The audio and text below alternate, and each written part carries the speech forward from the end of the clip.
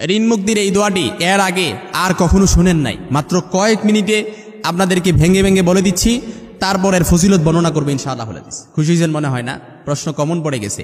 আল্লাহ রাসূল সাল্লাল্লাহু আলাইহি সাল্লামের হাদিস, 10 বছরের খাদেম বিশ্বনবীর সাইয়েদানা আনাস রাদিয়াল্লাহু তাআলা আনহু থেকে বর্ণিত, বুখারীতে হাদিসটি এসেছে 1059 নয় 1059 নম্বর হাদিস। রাসূল সাল্লাল্লাহু আলাইহি সাল্লাম বলেন, কেউ যদি এই দোয়াটি পড়তে পারে, আপনি মাত্র 21 দিন আমল করেন, এই দোয়াটি রাসূল সাল্লাল্লাহু আলাইহি সাল্লাম যে হাদিসটি বলে দিয়েছেন, এই দোয়াটি আপনি পড়েন। আল্লাহ রাসূল সাল্লাল্লাহু আলাইহি সাল্লাম বলেন, আল্লাহর ওপর তাওয়াক্কুল করে যদি আপনি এই দোয়াটি পড়তে পারেন, আল্লাহ তাআলা আপনার পক্ষ থেকে ঋণ মুক্তির ব্যবস্থা করে দিবেন ইনশাআল্লাহুল আজিজ। আল্লাহর ওপর ওয়াকিল করে এই দোয়াটি পড়েন। আমরা তো সবাই একটা দোয়া পারি, আল্লাহুম্মা কফিনি বিহালালিকা আন হারামিক ওয়াগনিনি বিফদলিকা আম্মান সিওয়াক, এই দোয়াটা পারি। কিন্তু এই দোয়াটা ছাড়াও রাসূল সাল্লাল্লাহু আলাইহি সাল্লাম আরেকটি দোয়া শিক্ষা দিয়েছেন। ওই দোয়াটি তো মুসনাদ আহমদের বর্ণনা এসেছে, কিন্তু এই দোয়াটি বুখারীতে হাদিস এসেছে। সুবহানাল্লাহ পড়বেন না? বুখারীতে হাদিস এসেছে এই দোয়াটি। এজন্য আমরা এই দোয়াটি শিক্ষা নিব ইনশাআল্লাহ। মাত্র কয়েক মিনিটে আমি আপনাদেরকে দোয়াটি শিক্ষা দিচ্ছি, একেবারে ভেঙে ভেঙে বলে দিচ্ছি। আপনারা একটু আমার দিক অ্যাটাচমেন্ট বাড়ান। আল্লাহ রাসূল সাল্লাল্লাহু আলাইহি সাল্লামের হাদিস আমি বলে দিচ্ছি, আল্লাহুম্মা ইন্নী আউযু বিকা মিনাল হাম্মি ওয়াল হুজনি ওয়াল আজজি ওয়াল কাসলি ওয়াল বুখলি ওয়া দালাঈদ দাইরি ওয়া গালাবাতির রিজাল। আবার দিকে আবার বাড়ান, যারা পারেন আমার সাথে একটু ঠোঁট মিলান, পরবর্তীতে শিখে নেবেন ইনশাআল্লাহ।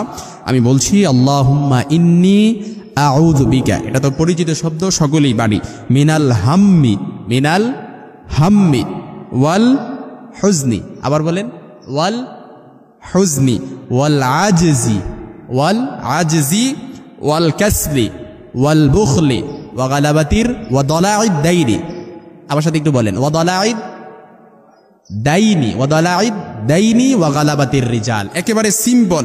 আপনি আল্লাহর কাছে যখন এই দোয়াটা পড়লেন, আপনি আল্লাহর কাছে বলছেন, আয় আল্লাহ, আমি আপনার কাছে আশ্রয় গ্রহণ করছি। 8টি আল্লাহর কাছে আপনি আশ্রয় প্রার্থনা করছেন, অর্থাৎ আপনি আল্লাহ তাআলার কাছে 8টি বিষয় থেকে আশ্রয় প্রার্থনা করছেন। 1 নাম্বার হচ্ছে আপনি আল্লাহর কাছে বলতেছেন, আয় আল্লাহ, আমি আপনার কাছ থেকে আশ্রয় গ্রহণ করছি দুশ্চিন্তা, পেরেশানি, দুঃখ, বেদনা, যন্ত্রণা, মনের কষ্ট, অক্ষমতা, অলসতা, কৃপণতা, তারপর কাপুরুষতা, ঋণের বোঝা, মানুষের প্রাধান্য বা প্রভাবের অধীনতা থেকে আমি আপনার কাছে আশ্রয় প্রার্থনা করতেছি। তার মানে একটি দোয়ার ভেতরে আপনি আল্লাহর কাছে 8টি জিনিস আল্লাহর কাছে চাইতেছেন।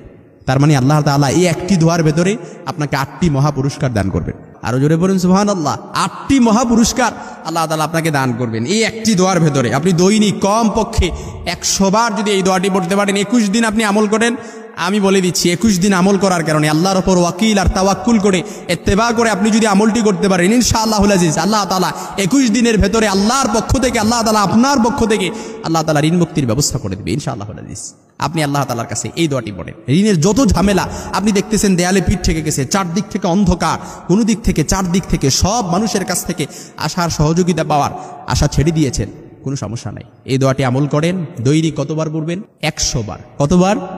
100 বার পড়বেন এই দোয়াটি। আল্লাহুম্মা ইন্নী আউযু বিকা মিনাল হাম্মি ওয়াল হুজনি ওয়াল আজজি ওয়াল বুখলি ওয়াল কাসলি ওয়া দালাঈদ দাইনি ওয়া গালাবাতির রিজাল। একেবারে খুব কঠিন দোয়াটি না? দোয়াটি খুব কঠিন? একদম সহজ। আপনি যদি কয়েকবার পড়েন আপনার মুখস্থ হবে, কারণ একেবারে পরিচিত শব্দ। আমরা অনেক সময় দোয়াটি, এই শব্দগুলো শুনে আসছি।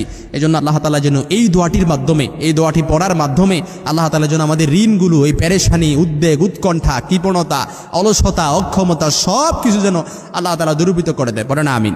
আরেকটু জোরে বলেন আমিন।